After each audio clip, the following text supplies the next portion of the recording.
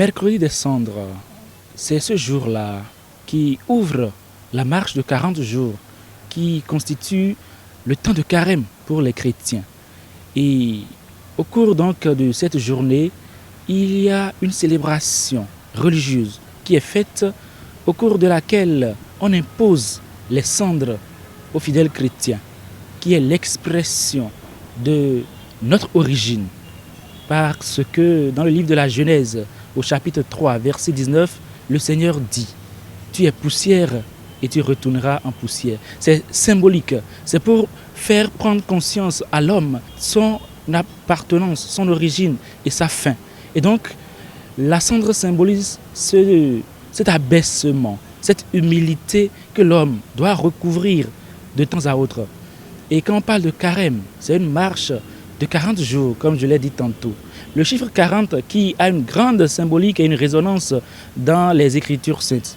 Rappelons-nous la marche de 40 ans au désert des fils d'Israël, après leur sortie d'esclavage en Égypte, qui était pour eux signe de réconciliation avec le Seigneur, signe de conversion parce qu'ils ont commis une grande offense, ils ont adoré le veau d'or, ils ont commis l'idolâtrie.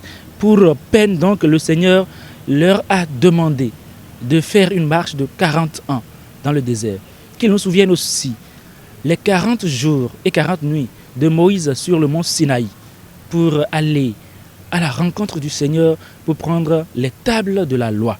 Cela nous rappelle aussi les 40 jours et 40 nuits de Jésus au désert avant sa mission. Donc nous entrons, nous aussi, chrétiens, dans cette marche-là, à la suite de Jésus, pour nous réconcilier avec Dieu, pour faire pénitence, pour demander pardon pour nos fautes, pour nos offenses, afin que le Seigneur nous pardonne, nous purifie et pour que nous puissions ressusciter avec lui et chanter l'Alléluia à la nuit de Pâques.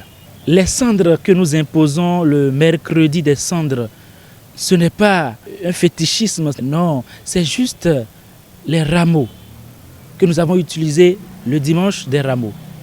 Ce sont ces rameaux-là que nous demandons aux fidèles de ramener. Et nous les brûlons.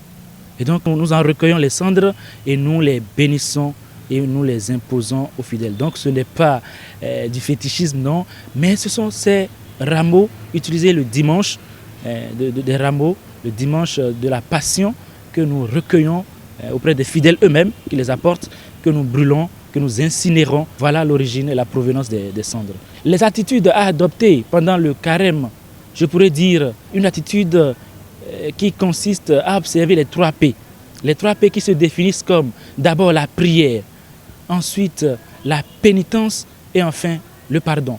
La prière, chers frères et sœurs, dans l'évangile de ce jour tiré de l'évangile selon saint Matthieu, le Seigneur Jésus dénonce l'attitude hypocrite des pharisiens et scribes qui pour prier fanfaronnent, se mettent debout, voyez-vous, dans les temples et crient. Le Seigneur nous demande la religion du cœur. Entre chez toi, dans ton cœur, au plus profond de ton cœur, là où il y a Dieu, converse avec lui, communique avec lui. Alors, il faut que ce temps de carême, en ce temps donc que nous intensifions notre relation à Dieu, que nous rentrions en nous-mêmes, que nous quittions la superficie de nous-mêmes, que nous rentrions en nous-mêmes et que nous développions une religiosité de l'intérieur, une prière de l'intérieur qui est agréée par Dieu. Le deuxième P, pénitence. Voyez, le péché nous éloigne de Dieu. Le péché défigure l'image de Dieu qui est en nous. Le péché souille notre âme. Il nous faut donc nous laver, nous purifier. Bien vrai, nous nous lavons chaque jour. Nous prenons soin de notre corps. Ce corps qui est appelé à pourrir, à devenir poussière. Alors nous oublions l'essentiel qui est le soin de notre âme. Nous devons donc apporter un soin particulier à notre âme durant ce temps, à travers le sacrement de la réconciliation, que nous appelons confession. Et donc nous devons aimer ce sacrement où Dieu est là, miséricordieux, qui nous attend pour nous pardonner, où Dieu est là pour ne pas nous juger, à travers ces prêtres qui sont instruments de sa miséricorde. Alors nous sommes invités à travers ce temps à aimer ce sacrement de la réconciliation, à poser des gestes d'amour. Et le troisième P, le partage. Les gestes d'amour, comme le dit l'Écriture, l'aumône efface une multitude de péchés. il y a des gens parmi nous, il y a des gens à côté de nous qui souffrent du minimum pour vivre. Alors ne soyons pas indifférents. Ne fermons pas nos cœurs, ne fermons pas nos yeux vis-à-vis des misères humaines, vis-à-vis de ces gens-là qui ont besoin de nous.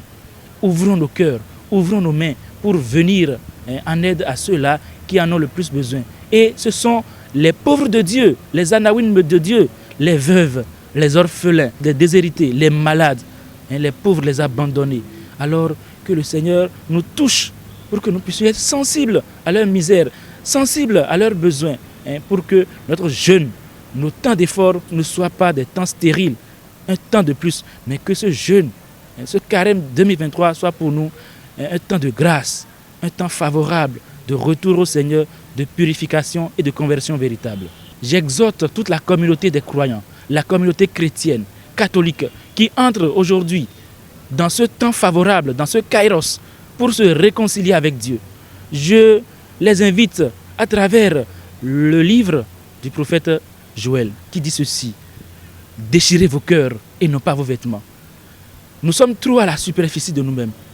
Nous aimons une religiosité de l'apparence, que les gens nous voient, qu'ils sentent que c'est nous. Nous sommes en train de prier. Non, le Seigneur nous demande d'ouvrir nos cœurs, de déchirer nos cœurs, de nous débarrasser de nos penchants mauvais, de quitter la boue du péché, de nous purifier. Alors, ce jeûne ne sera pas un jeûne stérile pour nous. Ce jeûne ne sera pas un temps perdu pour nous, mais il sera pour nous un temps de grâce. Alors, saisissons ce moment favorable, saisissons ce temps que le Seigneur nous accorde pour faire route avec lui, pour marcher avec lui pendant 40 ans au désert. Écoutons sa voix, écoutons sa parole, alors nous grandirons, nous ferons un progrès. Puisque c'est cela que le Seigneur nous demande.